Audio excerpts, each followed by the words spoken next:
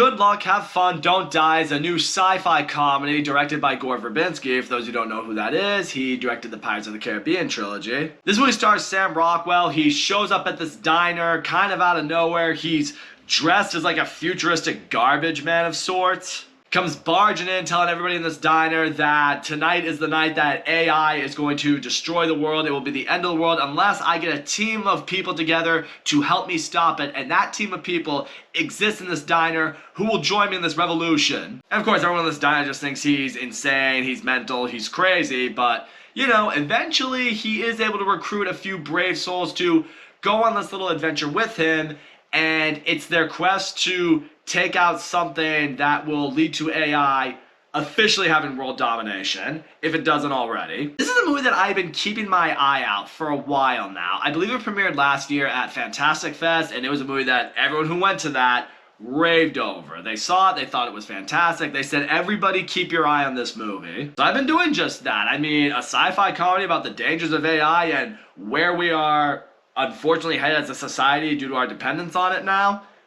You can do a lot with that, and this movie does a whole lot with that. First of all, what I love about this movie is it gets right into it. There's no build-up, there's no real peek into the future to lead us into it. No, it is immediately you're in the diner with all these people, Sam Rockwell shows up, and he starts recruiting his team. Wastes no time with it at all, it gets right into it, and I love that. And Sam Rockwell was awesome in this movie. I mean, the guy, you can always count on him to play a really good character. He's a great character actor, like the kind that he plays, you always remember. You'll never see a movie with Sam Rockwell and forget Sam Rockwell. That holds up here today. Because the guy is just the right level of unhinged and weird and crazy, but you also feel like he knows what he's talking about. I mean, when he shows up in the diner, I mean, he knows so much about all these different people because he's gone back in time quite a few times now. So yes, he does reference Groundhog Day because it feels like that, which I appreciated. He's just extremely entertaining as a character to the point where, like, you know people are going to go on this journey, but you're just hoping people will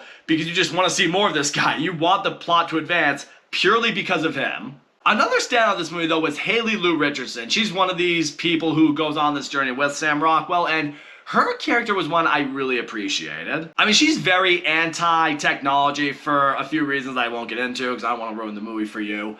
But part of her character, which is something that I appreciate because she felt very old-fashioned. Like, she's not into technology. She wants nothing to do with it. So as a result, she seeks the more, you know, old school things, you know, watching the sunset, spending time with the people she cares about. And it's interesting, like, watching Haley Lou Richardson in this movie, your heart kind of breaks a little bit because you see that and just makes you sad because of the outlook of humanity. It's like, why aren't we more like that?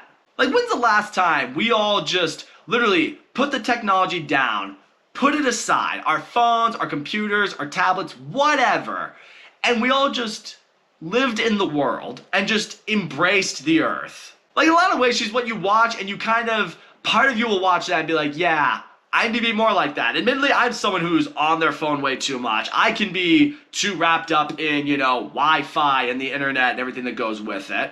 She's someone who's not, and I thought that was great. And she has a tragic backstory that only makes you want to root for her. They do one thing with her character that's meant to be like the holy shit moment, but I mean, I could kind of see it coming. It wasn't very surprising for me. I mean, I thought the movie made it a little too obvious what they were planning with her, but regardless, still thought her character was awesome. And really everyone else who's on this team, who's on this journey, you learn a whole lot about all of them because what I appreciate this movie does is it shows exactly why they kind of joined Sam Rockwell in this mission to destroy AI, because AI has effectively really impacted all these people's lives in very different ways. And what the movie does that I thought is great, the way that it goes about it, is throughout the movie when they're on this adventure and they're trying to find the AI, what will be the source of the AI, you go back and you see what happened with each of these characters. And in that, the movie gets very dark because some of the things that happen to some of these people because of just how crazy and advanced technology has come in this timeline, it's pretty messed up what's gone on with them. All of them have had to endure some really difficult trauma, some really fucked up situations, and the solution to it all is kind of like you're numb to it, or you're just, you know, do something with the computer and it's fixed, and you're just supposed to press on with life, and that's not really how it should work. It is very Black Mirror in that sense. Like, it doesn't feel like it's an elongated Black Mirror episode, I will say. I mean, some of the side stories where you learn about each of these characters, you could argue maybe each of them could feel like a Black Mirror episode in itself, but the way it's woven into the story, it completely worked. And yeah, I mentioned how dark the movie gets. In that sense, the movie is also objectively hilarious. I mean, I have a messed up sense of humor, so like when you see the way people handle certain things that have maybe happened to them, that are shared experiences they have with these characters, and the way they go about it, and just how nonchalant they are about some really messed up situations. I'll be honest, there's one conversation in particular, I was peeing myself. Like laughing because I feel like if technology gets to that point, and we're at a stage where we can't do something like what these characters are talking about, that is exactly how people would just handle it at that point. But when it comes to the actual adventure itself, like the quest that the characters are on, I was really entertained by that as well, because again, the way the movie executes that, it kind of felt like a video game. Like from Sam Rockwell's perspective, he has gone back in time a few times trying to find the right team, trying to find the right route to get to this destination, and a lot of times he goes back in time, either, you know, someone dies or something goes incredibly wrong, he's got to hit the button and start all over again. Completely feels like a video game. It's like, you know, you could be doing really well and then you die. You got to start all the way back over, and then you might advance a little bit further, but if you do advance further, you might now be thinking to yourself, okay, I've gotten this far.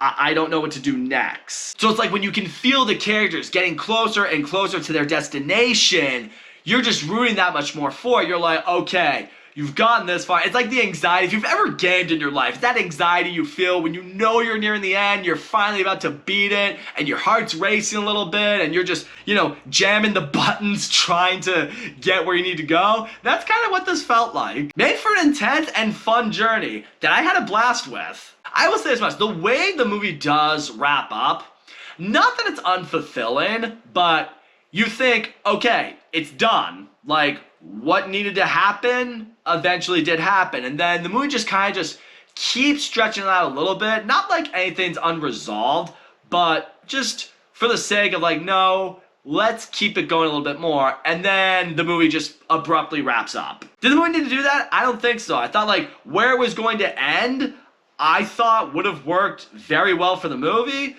But naturally they made it keep going, and then when they kept going, I don't know, maybe I just would have wanted to go on a little bit longer. Maybe that's a compliment on the movie itself. Like, you know, I was sitting there in my chair in the theater, and I was very much enjoying this world, and would have been cool with seeing more of it. So all in all, good luck, have fun, don't die. I thought this was great. The entire cast across the board do a phenomenal job. Sam Rockwell, Haley Lou Richardson, they in particular crush it in this movie. I love the take on AI and how it's taking over the world, it's destroying humanity, and hopefully somewhere down the line we can understand that, we can get a little bit of our humanity back. It is hilarious when it needs to be hilarious. It's extremely fucked up when it needs to be extremely fucked up. The journey itself is so much fun in that very absurd kind of way. Some of the plot twists I kind of saw coming. I wasn't a huge fan of how the movie officially wrapped up. In the end, this is easily the best movie I've seen so far this year. Granted, I know we're not even 2 months into the new year, but I'll say this. I got a feeling this is a movie I'll be thinking about throughout the year. I'm going to give this one an 8 out of 10, which absolutely makes it one I will be buying on physical home media. Shut up and take my money. So that's all I got to say, guys. Thank you so much for watching my video, and as always, don't forget to comment, like, subscribe, and I will see you all next time.